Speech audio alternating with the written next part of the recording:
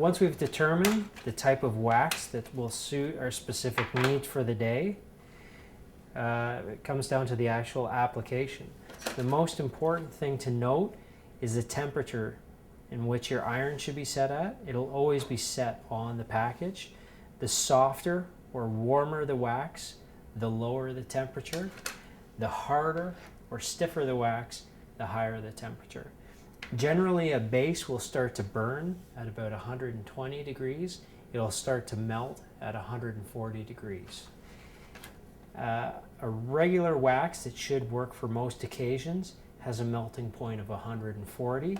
A cold weather wax or any powder has a melting point of 150. So therefore you have to be very careful as not to burn or melt the base. So when we're applying this, make sure to pick the ideal temperature range. Most irons will have a gauge or a dial on it. And then simply by holding the wax against the iron, we're just running a very fine line over the base.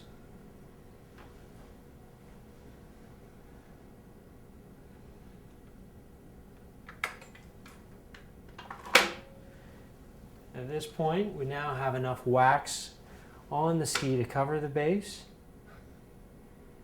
And what we want to do is with very short but quick passes, spread the wax evenly across the base.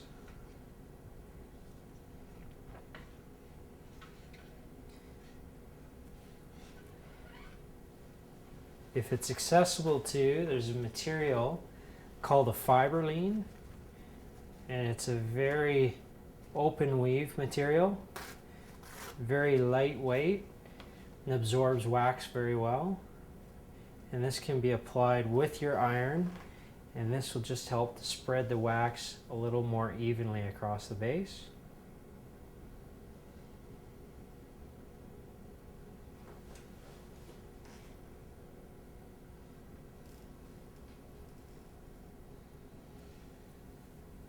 Okay. Now we have a nice even coat of wax across the entire base. At this point in time, we should give the ski just a minute to cool off. We don't want to add too much heat to the base and run the risk of burning it and sealing any pores that are in the base. A ski base has to be very absorbent, much the way skin is, and when you add heat to it, those pores open up. If you add too much heat to it and you melt that top layer, you'll seal all those pores. So we'll give this a minute to cool down. Okay.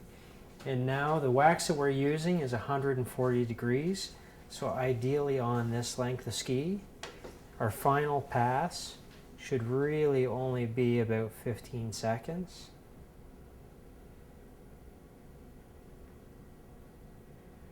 And you'll find just behind the iron, you should see about an inch of wet wax.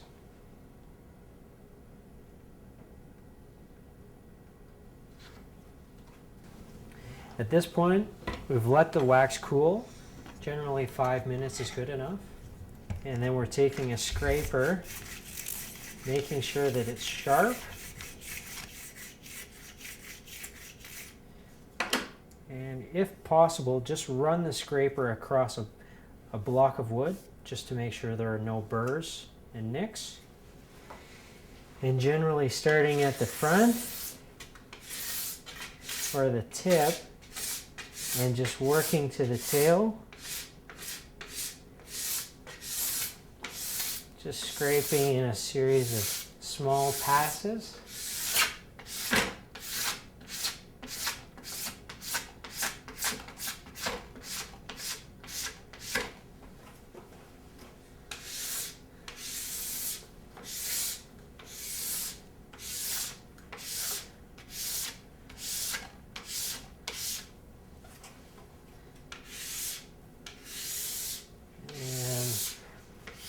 When you find you're not removing any more wax, then you've got all the wax off the base itself.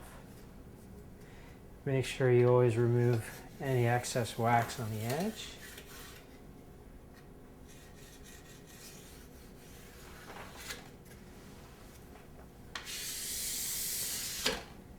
So now our base is clean and clear of any wax on the surface.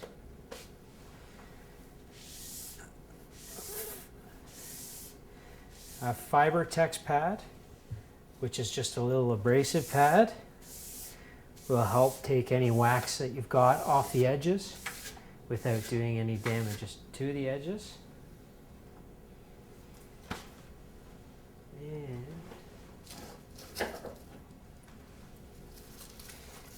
And now we're going to select a brush. The brushes are designed to remove wax from within the structure. The structure on the base is much like a corduroy material. What we've done with the scraper is just taken the wax off the surface. We now have to take or remove the wax in between all the ridges on the base.